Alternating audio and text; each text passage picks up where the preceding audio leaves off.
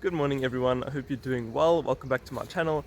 My name is Morgan Fenter and today I'm working on these beds behind me here. So what I'd like to do is get this bed looking exactly like this bed here. All the tomatoes out, install the drip irrigation, that's going to be the first plan. And then after that, I do want to take this path out and then replace it with this really thick plastic that I have for this path and that path over there, because nothing grows through that. That's the exact reason why I have it. But these black bags, you can see that the grass is growing right through that and it is really starting to take over down there. And the more I pull it out, the more it seems to come back. It doesn't really seem to be helping by just pulling it out. So what I want to do is just clear out these tomatoes and fix that bed up, and then it'll be a lot easier to do this path over here. And while I'm at it as well, I'm going to do this bed, just take out all the tomatoes and level out the surface. That's basically all this bed needs, because I did add a lot of fresh compost when I did do the transplanting of these tomatoes, which wasn't too long ago actually. Although they look like this, it wasn't actually too long ago. So I'm just going to rip out everything, and hopefully by the end of today I'll have all the beds looking like this one here.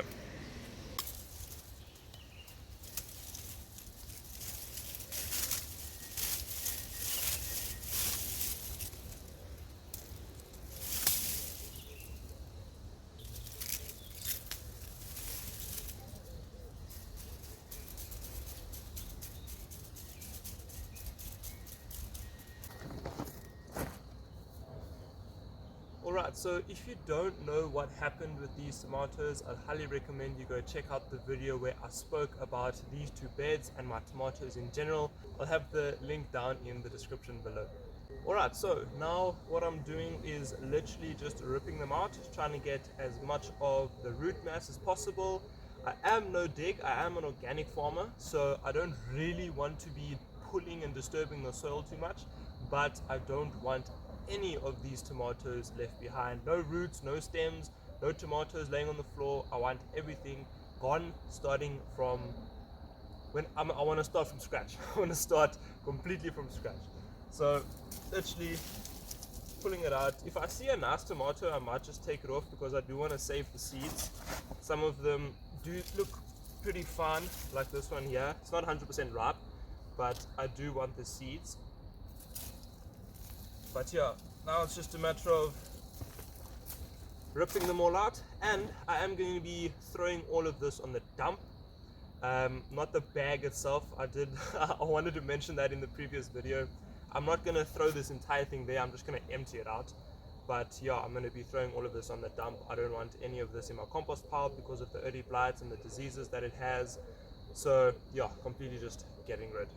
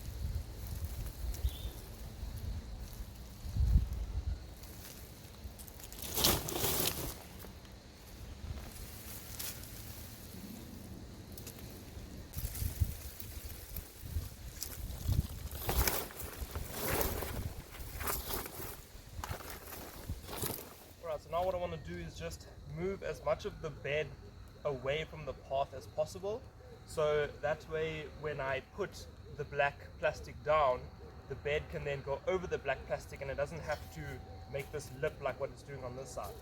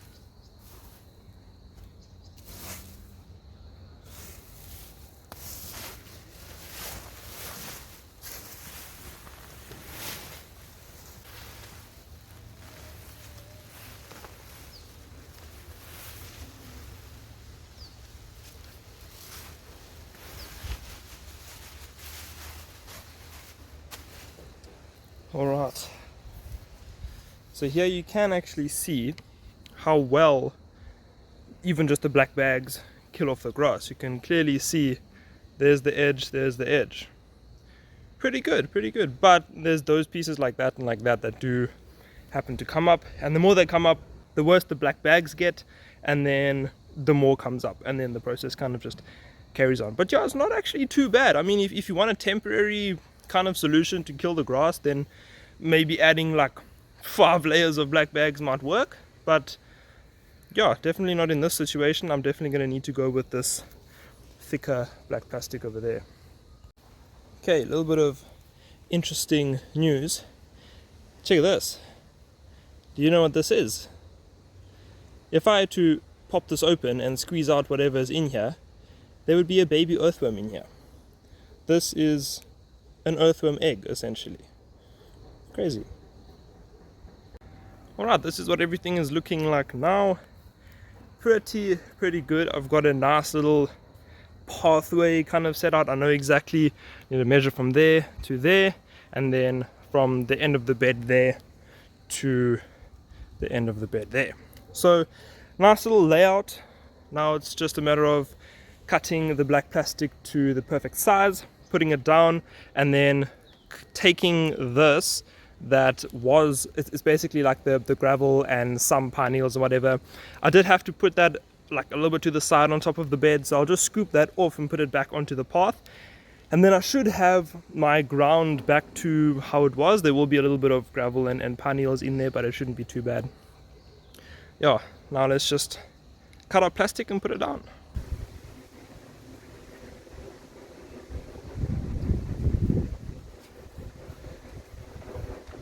Alright, so I need a 4-meter piece by 700 millimeters. So there to that end is probably just over 4, because it was a 5-meter and I cut, I think, a couple hundred off for one of the previous parts. So that'll be fine. So I just need to measure 700 this way, and then it should fit perfectly.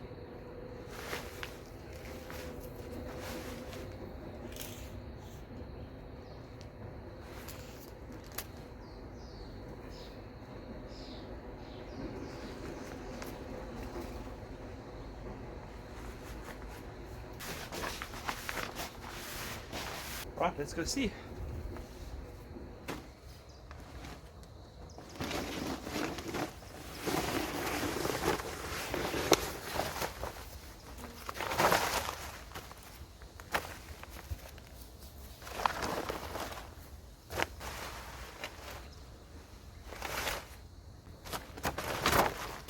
Right, so pretty good. It reaches all the way to that bed and just past the pine log bed as well.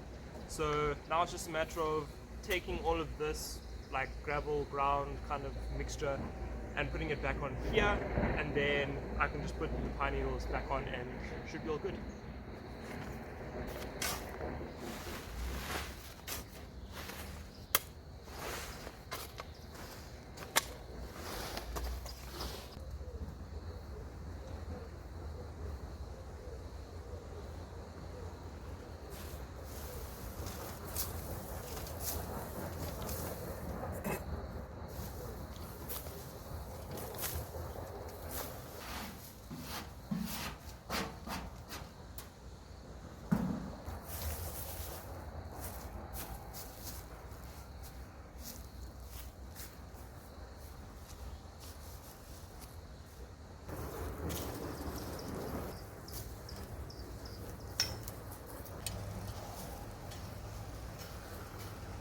Alright, now I've also decided to remove these reeds that I have on the side, because I'm not going to be trellising anything, and if I were to do tomatoes again with the spacing that they're going to have, I think I'm going to trellis each one individually. So then I'll just put one of those next to the plant when I transplant them, and then I'll just help them trail up that stake instead of putting them along here and then having a Florida weave. I'm going to try that. I'm going to see, because these reeds are kind of like, not like in the way, but I think it just looks a little bit better like this, where they open and just having the reeds in the ground that are holding up the shade cloth. And crazy enough, some of them have even started growing. So I'm pretty excited to see what it looks like when I pull it out. There's probably going to be a ton of roots, but yeah, you can see there's one starting there as well, and over here.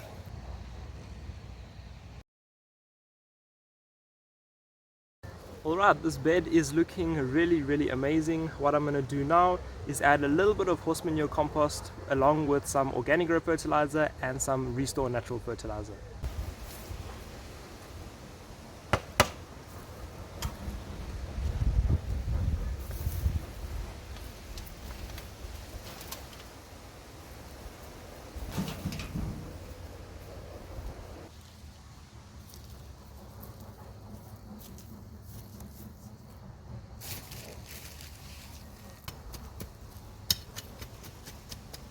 Alright, it's now time for the drip irrigation. If you'd like to see a full guide on how I installed the drip irrigation, I'll leave a link in the description that you can check out. There we go, drip irrigation is in. Beautiful, beautiful. Again, if you'd like to see the full installation, I will have a video link down below. But yeah, that's the main setup. It goes from, I think I might just need to shorten this because it's leaning a little bit, but it goes from the hose pipe to an adapter, 20mm tubing, and then the drip emitter tubing. Very cool. Alright, last thing for today, sorting out this bed. I don't have enough horse manure compost to put over everything. I don't even think I have enough to put on half, but I'm just going to level out the surface, pull out any weeds, and then put the drip irrigation back on. I'm going to be leaving these little flowers in there. They are Alyssum carpet of snow. Really beautiful, and I would love to keep them because they draw in a lot of pollinators. They are absolutely beautiful, they're easy to care for, and they don't take up that much space. They do have a small root system, and they are quite a small plant. So I'm not going to be taking those out, but I just want to level out the bed and put the drip irrigation back on.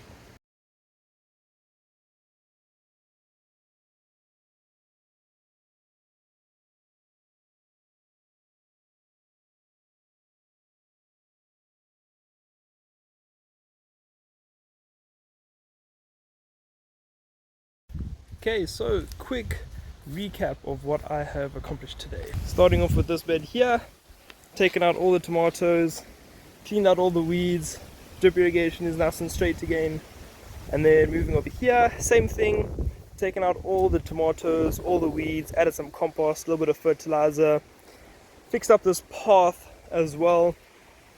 I'm really happy about this path because honestly it's so annoying when it looks like that. Still gonna get to this one, but for the time being, got this path done. I did trim off this big pile of shade cloth that was hanging on this side, and I did remove all of these pieces of reeds that were on the side there. So yeah, I would say a pretty successful day. I'm really tired now. It is super hot, it's humid as freaking anything.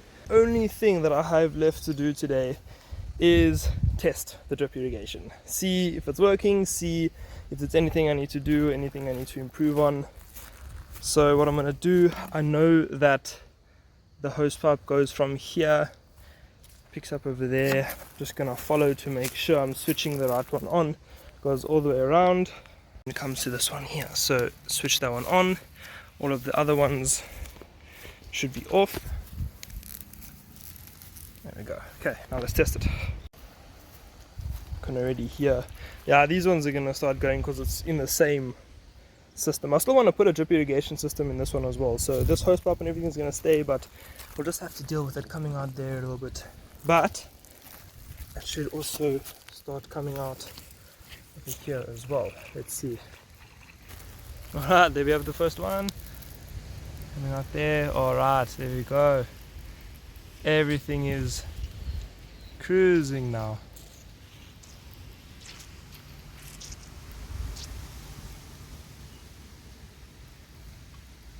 Okay, and something I have learnt as well, the drip irrigation, these ones at the bottom here, they go at 1.2 millimeters per minute. So what I did is I measured how much water is collected after 10 minutes, poured it into my rain gauge, and I think I got like 11 millimeters. So then I divided that by the time that I had, and it came out to 1.2. So I might be wrong somewhere, but I know that it came out at 1.2 millimeters per minute. So then I calculated that 6 minutes is the optimal time to water these two large beds over here. So because tomatoes need around 3 to 5 millimeters per day. So literally just having the drip irrigation on for 5 to 6 minutes every day is enough water. Absolutely crazy. No walking up and down with a watering can. I think watering can is actually watering too much. So yeah, crazy. 6 minutes, that's all it is, and both of these two huge beds are watered. So yeah, it's going to be the same for these ones as well, but they are on a different system. So these two here and those two big ones are on a different system. So I just have to switch the valves, but it's going to be the same time. Really, really cool. Thank you so much for watching. Don't forget to hit that like and subscribe button. And until next time, have a wonderful day and stay active in the garden.